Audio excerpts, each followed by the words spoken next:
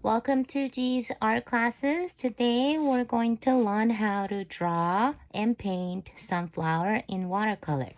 So, um, as you know, maybe like painting flower can be really hard for beginners, but I'll try to explain as easy as possible. Okay, so we're going to start with the sketching, right? So you start with circle. You know how like sunflower looks like. You gotta think of like the whole painting as well. So I'm gonna start with the biggest flower over here, and then maybe the flower can face this way. So when I paint a flower or anything, that I sort of think of where the light comes from, right? So I'll say that this is coming from this way this time, right? So then you are going to start drawing from this side where the circle itself is facing sort of that way, right? And then there's a middle circle that is smaller, but it goes inside, you know? So you sort of like you you draw some shadow coming from this way, okay? Then you get another shadow, right? That'll be a little darker inside there. And then you'll probably get some sort of light over here, and then there's mid-tone.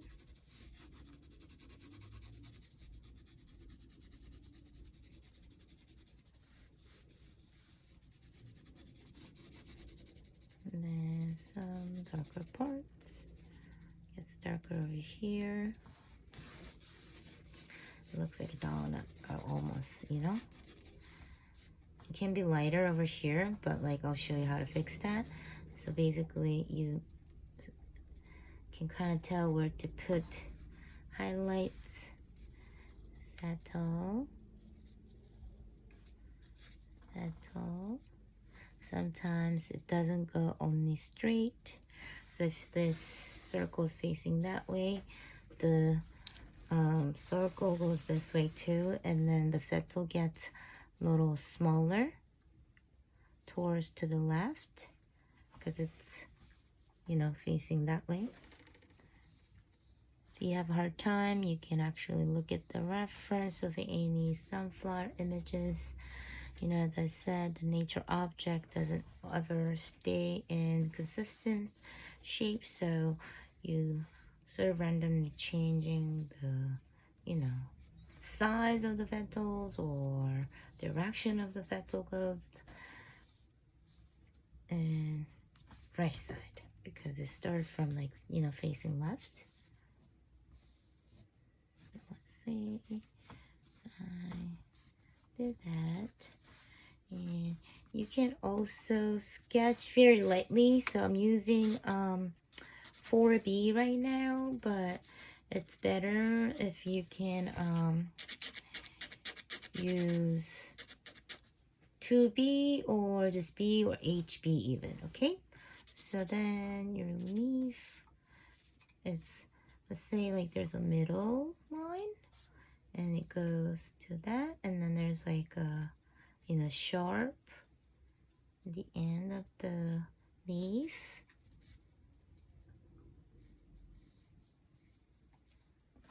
Okay. Then there's another leaf you can draw. Okay. So this is about one flower, but I'm going to put one over here facing up. So when you face up, you know, the circle, let's say when we see the circle over here, like right into your face this way, it gets thinner over here as it goes, and then it gets thinner over here. So when you draw the circle facing up, from my perspective right now, it gets smaller, and also changing the size of the flower's imprint. So I'll do another, you know, circle over here so it's facing that way, and then maybe like those some flower that is cropped already. I'll put another flower over here. So do you see any levels are parallel right now? Like, I mean, it is parallel, but like anything that is overlapping, it's overlapping, but not like right aligned, you know? It's not aligned at all. Like, it's always going to this way. Different lines will meet in different position, like not like only one. Okay, so put all the one, then I'll put another one over here. So like imperently gotta place the flower in different ways. So I'll say maybe I'll see some petals over here, and then it can be like over here too. Another one.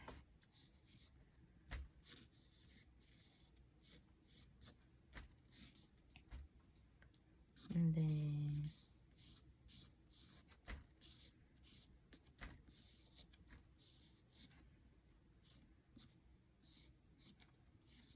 this is probably one of 3 videos that I'm going to post.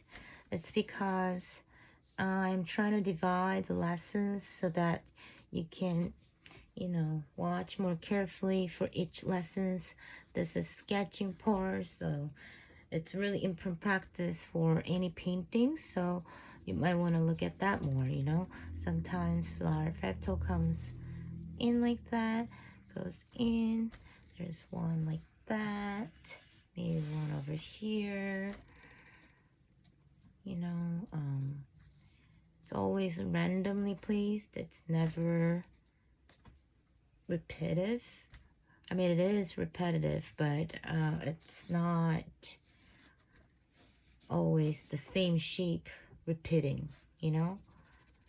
There's always random changes in the middle, and expected change, so that makes the painting more natural. So I'll put more stamps over here for the flower over there, maybe in the back of that, and then another stamp, stamps of the flower.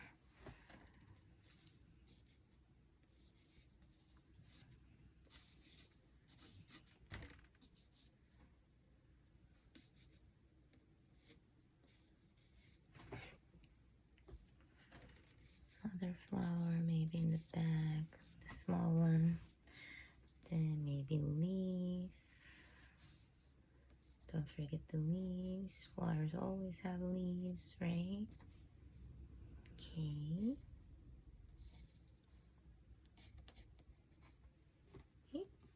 Okay, so I'm going to end the sketch part over here, which is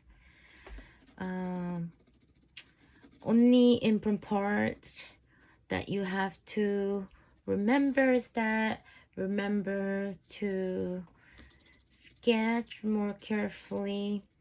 This looks less carefully done, or like less done for some of you guys, but it's only for like advanced people. So now from now on, I'm sketching a little more so that the beginners can actually follow up better, because some of the you know, advanced level students, they don't like to sketch too much because they have the image in their head already, so they like to just go ahead and start like painting more with their knowledge. But for me, I think I like to sketch more carefully so you don't really make mistake, and you can actually be more wild when you paint, because a lot of times, because you're so worried that you're going to maybe make a mistake, so you be more hesitant to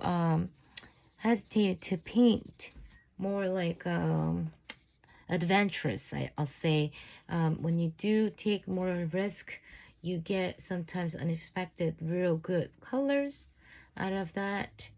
I just want you to explore more, you know, experiment with the colors, you know, tone. Like, you might not need to just only carefully paint, you know, you might want to be more wild and be brave And sometimes that makes you grow more when you paint, you know?